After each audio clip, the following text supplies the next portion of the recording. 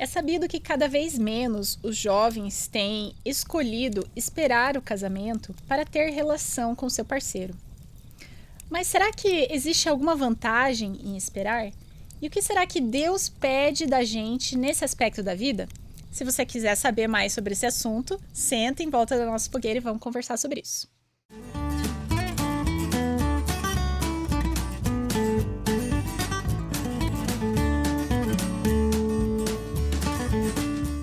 Então, antes de falar sobre esse assunto propriamente dito, é interessante entender o que é, afinal, o casamento para Deus.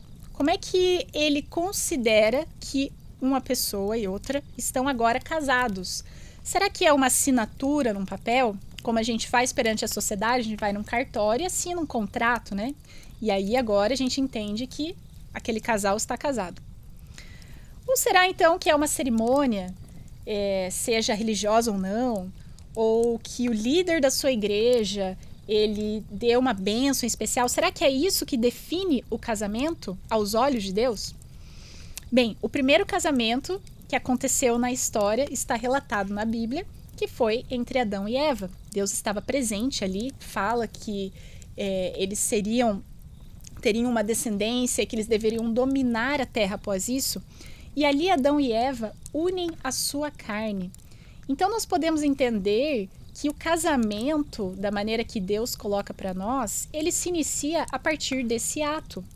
E se a Bíblia também fala que nós não devemos adulterar, ou seja, depois que a gente está casado, a gente não deve ter relações com outra pessoa, podemos entender, podemos inferir que então a gente só poderia ter esse ato, o ato sexual, com uma única pessoa ao longo da nossa vida. Mas por que será que Deus pediria algo que acaba sendo bem difícil de fazer de maneira prática? Por que será que nós não podemos aproveitar isso antes de casar, antes de ficar com uma pessoa para o resto da vida? Será que existem razões? Bem, eu quero colocar algumas razões aqui para você refletir e talvez fazer uma escolha nesse sentido. A primeira razão que a gente tem, ou razões que a gente tem, são as razões mais tradicionais, que é realmente de ter um filho fora de uma família, ou até o contágio de doenças que podem acontecer dessa maneira. Mas hoje, depois do advento aí dos contraceptivos, o jovem entende que ele consegue contornar esses problemas ou essas questões de uma maneira até que bem eficiente. Então, se essa é a única razão pela qual nós devemos esperar o casamento, acaba caindo por terra, certo? Porque você consegue contornar isso. Mas eu vou oferecer aqui mais algumas razões para a gente pensar. A primeira é que esperar pode te ajudar a casar melhor. Vai te ajudar a ter um casamento melhor. Por quê? Se você for imaginar, esse ato é como se fosse uma cola do casal. Ou como se você tomasse uma pílula de gostar de alguém. Então, se ele está vindo antes do compromisso, antes de você decidir, de você analisar se essa é a pessoa que você quer ficar, se ela é uma pessoa íntegra, que tem os mesmos valores que você pode acabar dentro de um relacionamento que nunca teria acontecido se não tivesse esse ato envolvido. Então, você fica num relacionamento, às vezes, por anos, um relacionamento que só faz mal, só faz os dois lados perder tempo, e um relacionamento que não tinha nada a ver, que nem teria começado lá atrás, se os dois, antes de começarem a ter essa vida sexual ativa, tivessem analisado melhor. Mas será que essa pessoa é ideal? Será que eu quero ter um compromisso real com essa pessoa ou não? Então, às vezes, isso acaba te colocando um pouco numa armadilha e vai te levando, uma coisa vai levando a outra, e quando você vê, você está num relacionamento que às vezes é um relacionamento que não deveria nem estar acontecendo.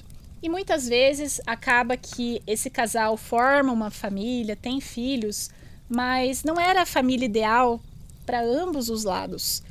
E talvez se tivesse sido pensado melhor, analisado mais racionalmente antes de entrar com toda essa carga emocional que o sexo traz, teriam sido feitas escolhas melhores. E também quando você fica com alguém que está esperando, seja esperando realmente ou esperou por você, você sabe que essa pessoa não banaliza esse ato, que isso não é algo que não tem tanto valor, não, isso tem valor, tanto que vai ser esperado por isso. E você sabe que essa pessoa também quer um compromisso verdadeiro com você. Então não é que, se você esperar, o seu casamento com certeza vai dar certo, e se você não esperar, o seu casamento com certeza vai dar errado. É claro que não, e é claro que você tem inúmeros exemplos para ir contra uma e outra afirmação. Mas é uma questão de melhorar as suas chances. Então é claro que se você pensar melhor, se você tiver uma análise mais racional antes de iniciar um relacionamento, a probabilidade de você ter depois um casamento e uma família mais coesa, mais feliz, é muito maior. Um outro ponto é que esperar pode te trazer muita proteção. Primeiro que, como eu falei, alguém que não está nem aí com você não vai esperar um relacionamento, não vai esperar um casamento para ter esse ato. Então vamos dizer que um rapaz está querendo ali sair com uma moça e a moça fala, olha, tudo bem, podemos sair, porém você tem que saber que eu tenho esse valor, eu tenho essa decisão de esperar para fazer qualquer coisa, esperar realmente o casamento. Se esse cara não tá nem aí com essa menina, era só isso que ele queria mesmo, ele vai sair o mais rápido possível. E quem que vai ganhar, quem que vai se beneficiar nessa história? A menina, porque ela deixou de perder tempo com alguém que não estava interessado nela, que não admirava ela por quem ela era, mas queria outras coisas com essa menina. Essa também é uma exposição muito grande para se ter com alguém que não está nem aí com você. Então, alguém que pode te usar, te rejeitar, fazer fofocas, chacotas, espalhar coisas sobre você e coisas que vão causar problemas, às vezes até para frente. Então, às vezes a gente acha que o que eu estou fazendo aqui, agora, na minha juventude, não vai influenciar muito lá para frente. Lá para frente eu quero sim ter uma família e tal, mas isso é para depois e não vai ter nada a ver com o que eu fizer aqui. Mas não é assim. Tudo que a gente faz na nossa vida está conectado. Algo que você fez na sua juventude, às vezes traz consequências depois para o teu relacionamento. Aí você está tendo problemas no teu relacionamento com a pessoa que você quer ficar realmente pro resto da vida, por causa, às vezes, de um momento sem significado que você teve lá na juventude. E a gente pensa muito nisso, nesse aspecto da proteção, para a mulher, mas acontece da mesma maneira com o homem. Então, provavelmente você já esteve em alguma rodinha de amigos em que uma menina ficou com alguém e começa a falar, porque esse cara aí não foi bom, não deu conta, ou qualquer coisa nesse sentido. Você acha que isso não vai influenciar esse cara depois? Inclusive, às vezes, dentro de outros relacionamentos, ele vai levar essas inseguranças que ele teve por causa de uma pessoa maldosa que fez fofoca, fez chacota?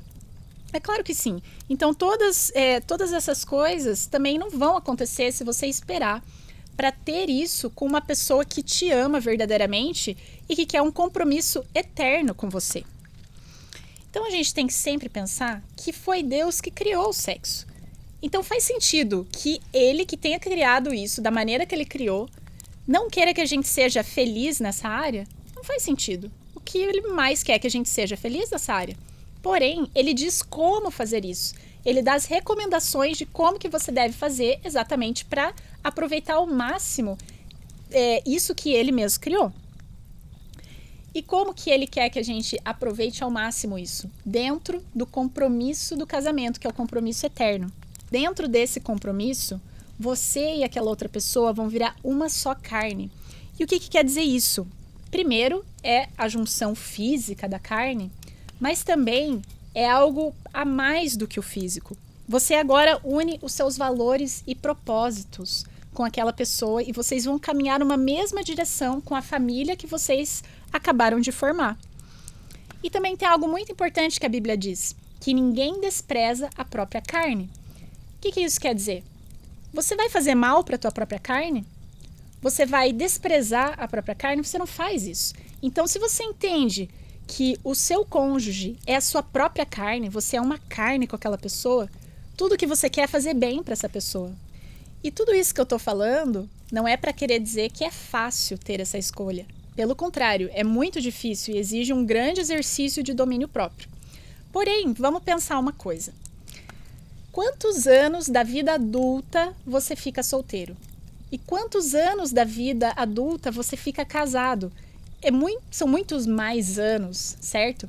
Então, se tem alguma coisa que você pode fazer que vai melhorar esses anos de vida adulta casado, vale a pena, porque são muito mais. Algum sacrifício que você tem que fazer no início e que vá te trazer algum benefício lá para frente, vale a pena. Então, apesar de vários segmentos da nossa cultura atual falarem exatamente ao contrário de tudo isso que eu falei, de que, na verdade, você tem que ser muito mais liberal nessa área, experimentar e ser feliz, esse é o convite que Deus e que a Bíblia colocam pra gente hoje. Que esse ato deve vir como consequência do amor e de um compromisso e não o contrário. Então, espero que vocês tenham gostado de mais esse assunto que eu trouxe aqui para vocês e até a próxima. Tchau, tchau.